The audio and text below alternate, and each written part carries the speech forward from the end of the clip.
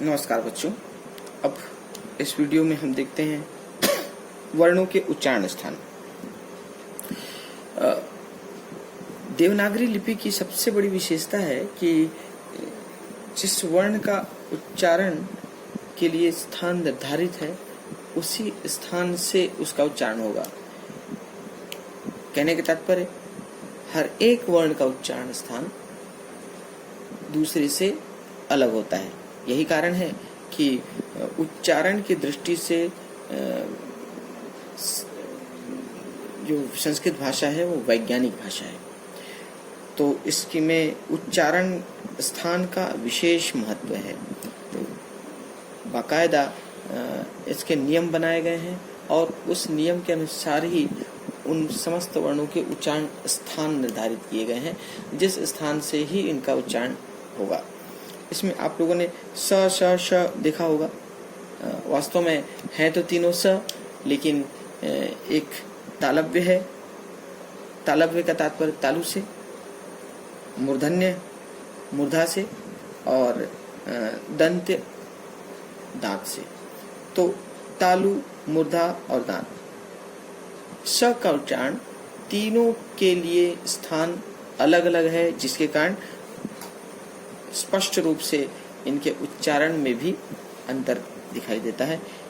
तालव्य का श, मूर्धन्य का श और दंत्य का स होता है। इस प्रकार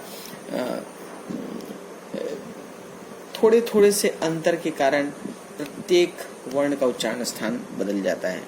तो आइए देखते हैं इन समस्त स्वर और व्यंजनों के उच्चारण स्थान क्या क्या है।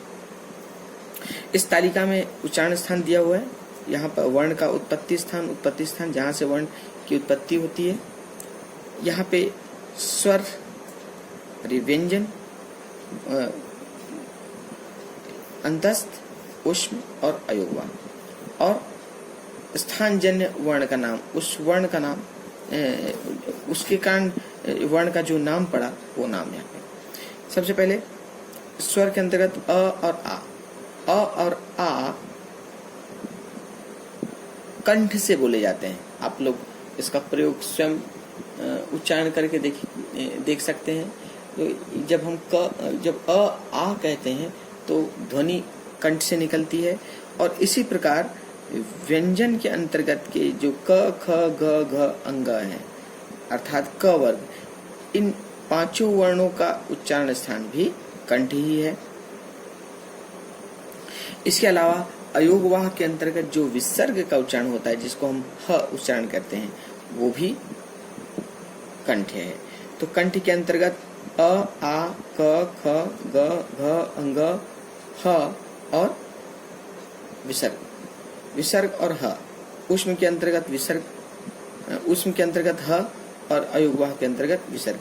इन सब का उच्चारण स्थान कंठ है, इसीलिए इनको कहा गया है कंठ। इसके बाद तालु कहलाता है जो जीभ दांत के ठीक पीछे वाला हिस्सा, जहाँ च को बोलते समय, च का उच्चारण करते समय जीभ जहाँ जाती है वो स्थान कहलाता है तालु।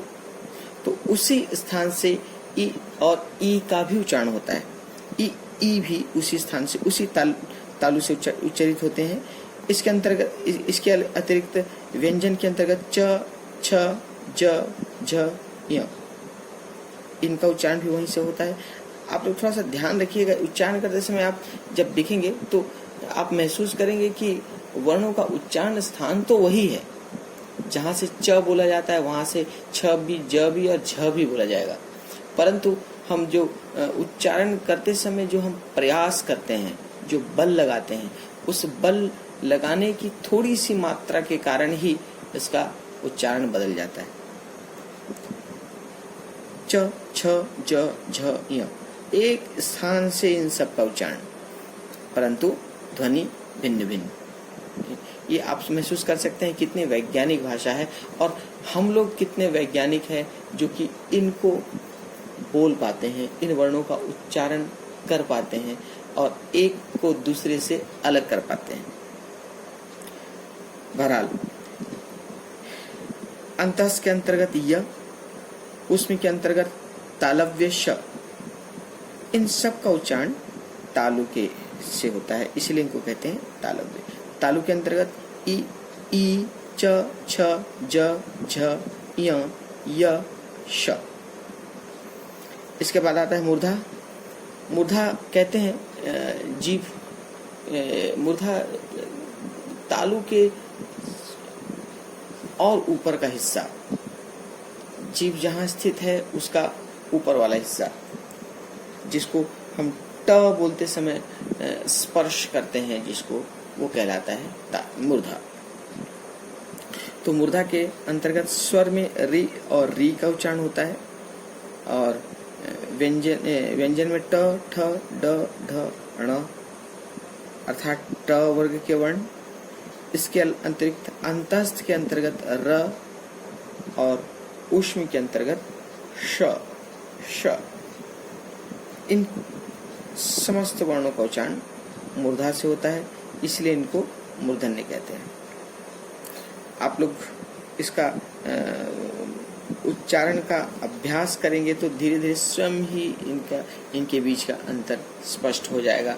आप ध्यान रखिए आपका जीभ कहाँ जा रहा है, ठीक है, उसका जीभ के स्पर्श करने का स्थान कहाँ है जब आप इनका उच्चारण करते हैं। इसके बाद आते हैं दंत। दंत तो सबको मालूम है, दांत से जब जीभ स्पर्श होती है तो उसे दंत कहते हैं। इसके अंतर्गत स्वर के अंतर्गत री, व्यंजन के अंतर्गत त, थ, द, ध, न अर्थात त वर्ग।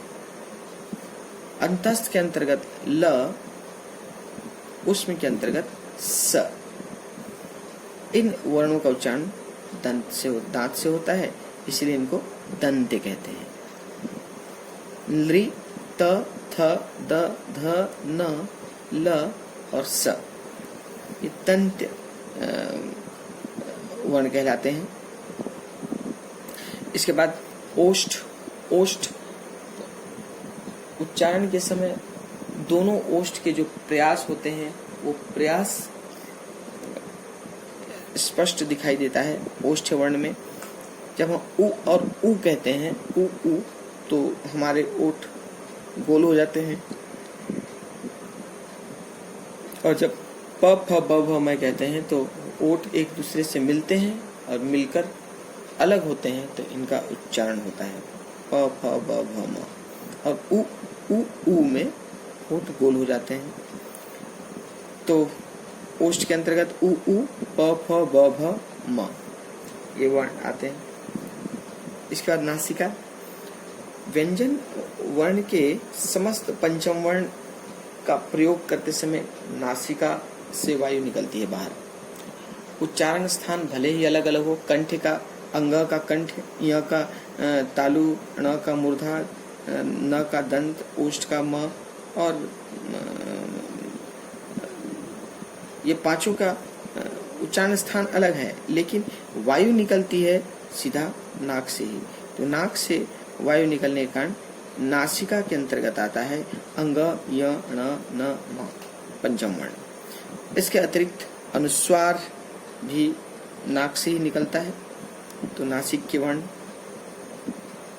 कंठ तालु, ये जो संयुक्त स्वर हैं ए और ए, इनका उच्चारण कंठ और तालु दोनों के सम्मिलित प्रयास से होता है। इन दोनों के